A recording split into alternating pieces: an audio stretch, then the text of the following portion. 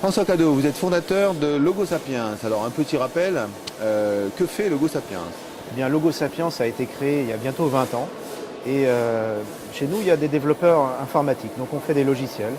On a une société qui est créateur de logiciels.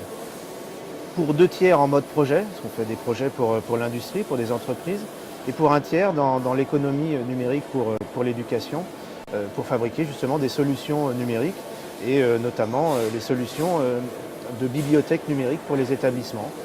On a installé environ 2000 laboratoires de langue en 20 ans sur cette technologie-là et depuis 3 ans, on travaille donc sur cette partie application pour les tablettes. D'accord. Donc un produit phare qui a un joli petit nom. Qui s'appelle Wizbee, voilà. Donc on va parler d'innovation puisque c'est clairement un nouveau produit. On a commencé d'ailleurs à le présenter sur Ludovia, hein, c'était en 2010, c'était la première fois qu'on présentait l'application Wizbee.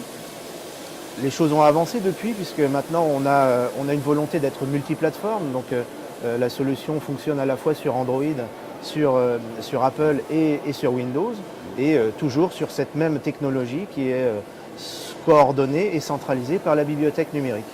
Donc pour cette année, quelles sont les nouveautés présentées sur le salon Educatis? Bien, la nouveauté cette année, on en a 2 en fait. Pour commencer, une application Apple, puisqu'on a fait avancer l'application Wizbee pour Apple et pour les tablettes iPad. Et on a également travaillé sur la miniaturisation du système, puisque aujourd'hui, on est capable de mettre en fait, la bibliothèque numérique dans cette petite boîte-là, qui permet d'intégrer à la fois la diffusion des ressources, la diffusion des applications, la diffusion des manuels éventuellement, et aussi toute la collecte automatique des travaux des élèves. On a la navigation Internet aussi qui est sécurisée au travers de cette box-là. Donc par exemple, une petite box-là, on peut la mettre dans un chariot mobile ou dans une valise mobile pour une quinzaine, peut-être une vingtaine de tablettes. Et on va pouvoir gérer cet équipement mobile. Là, c'est une innovation pour la mobilité. Et donc ça se branche sur le réseau? Tout simplement, il y a une antenne Wi-Fi en fait, qui est là pour pouvoir connecter les tablettes et le dispositif de l'enseignant. Et puis il suffit de l'alimenter et elle démarre et c'est tout simple. Wizbee, infiniment simple. Donc voilà.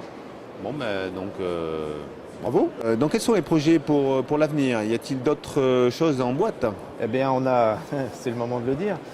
On a prévu dans les prochaines semaines de travailler sur la partie plus globale du projet, c'est-à-dire la partie cloud, de façon à vraiment pouvoir intégrer la solution Wizbee sur un nombre de tablettes important, c'est-à-dire des projets de 20 000 voire 30 000 tablettes à la dimension d'un département par exemple, puisque la technologie bibliothèque numérique le permet.